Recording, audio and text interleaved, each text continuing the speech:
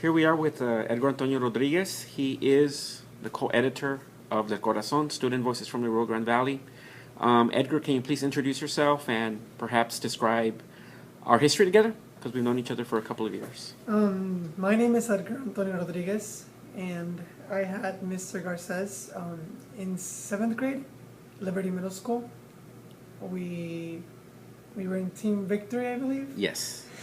And I went on to high school, and I ended up at CCTA, and he ended up teaching here, and I took his college class. And yeah. And what are we doing in our college class that's a little bit different from, say, other teachers or other classes that do college, or that talk about college success? Well, first of all, I've never heard of the class, but everything here is new. Everything here has been for the first time. They have never had any, I can't compare this class to anything. I've never had any such experience like this.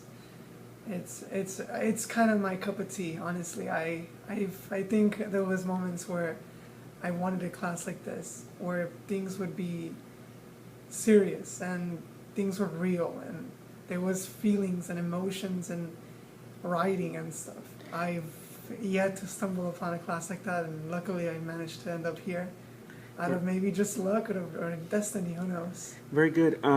What are your views of writing? Because Barry Lane in his video mentioned that he really believes that one of the reasons that a lot of our students drop out of high school is because they haven't been given the opportunity to express themselves, especially in a poetic format. What has writing poetry done for you? Writing poetry for me has allowed me to find an alternative to just release unnecessary feelings that I have, maybe that get in the way of life sometimes, when too much of something becomes too much, or when you're going through things and you can't find a way to cope with it. I started in freshman year.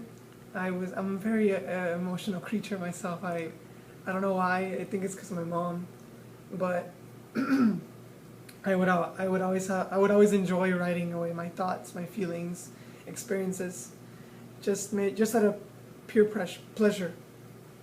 And yeah. We had a discussion earlier about therapy, that sometimes writing can be therapy. How has writing been therapeutic for you? Oh, in so many ways. I don't believe in the idea of going to see a psychiatrist and him evaluating your life. I think you can be your own therapist. You have that ability in yourself.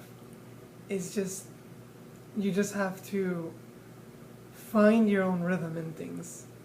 Find yourself and the things you're doing, and not take your work seriously. Don't just write because you have to write. Don't just write because you think you have to write. Write because you want to, because it's something that you actually are fond of.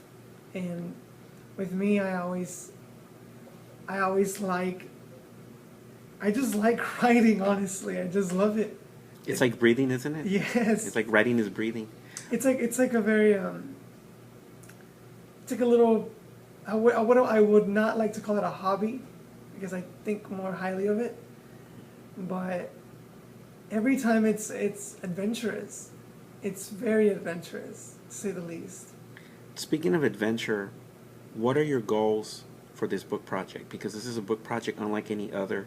It's not only a print book, it's an instructional book, but it's not just an instructional book, it's a digital book. It's not just a digital book, it's a rallying cry.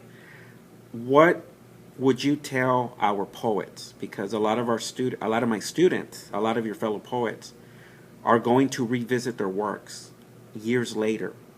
They're older now. So as the co-editor, what do you want them to know? What are your plans for the book? Because this is probably going to be one of the few projects where the youth voice, the voice of the young, will be respected.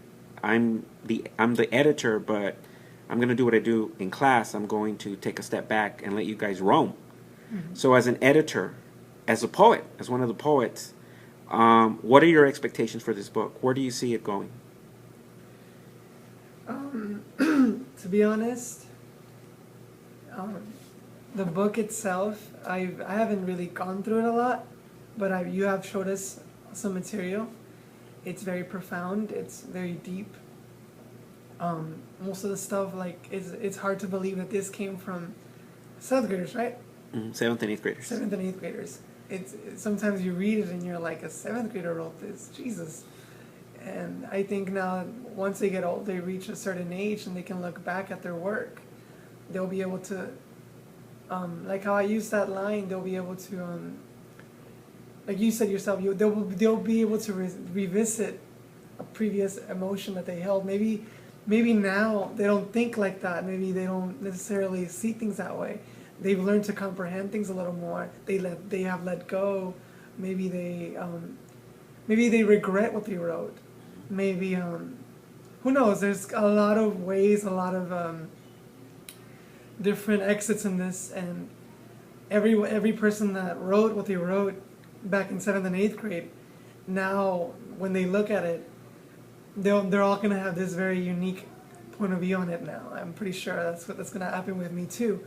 I think what I'm probably gonna write right now, a few years from now, I'm probably either gonna laugh at it or be like, oh, I can't believe I used to feel that way about that. But the thing is that at that very moment when you were writing what you were writing, it was very deeply important, or that will never go away. That's always gonna stay there, no matter what happens, no matter how old you get. That experience that you wrote in that paper is alive. It doesn't die. You will, like I said, you may regret what you wrote. You may not take it that seriously in that time, but the emotion in that paper is never going to change, because it was alive in that moment, and it will be alive years to come. That's a perfect illustration. I think that what a poem does is that it's alive and immediate. Mm-hmm. And like you said, even if you've changed perspectives, even if the situation improved or did not improve, the truth remains mm-hmm. in that moment. And I think that's why poetry is such a great tool for self-expression, because in a way you get to relive that moment. And then you may even want to reimagine it. And that's what's going to that's what makes this project exciting, is that it doesn't close possibilities. It's actually going to open up more possibilities. Definitely. Any final words to our PSJ poets? Because we will be seeing them November 6th. Barry's going to be here. Any final words you have for them? Any piece of advice? Or I look forward to seeing everybody. I look forward to for all of us to come together and discuss the journey. I would like to say that I myself am a firm believer that if anything, doesn't matter what, anything, that's a very broad statement. Everything, if anything has vivid emotion, or if you have a deep experience and you can put it into paper, that is poetry. Anything. It's just, as long as it is alive in you and you put it into that paper, doesn't matter what you're talking about, a piece of paper or a trash can, or your relationship problems, your parents, your goals, your dreams, your fears, your ambitions, whatever the case may be, as long as it is alive for you and you can put it into paper, it can become something very, very powerful. And that's why you're my co-editor, because I think you get it. You get it, and I think the students are going to appreciate that you're going to be leading us towards the next phase of this project. Edgar, thank you very much.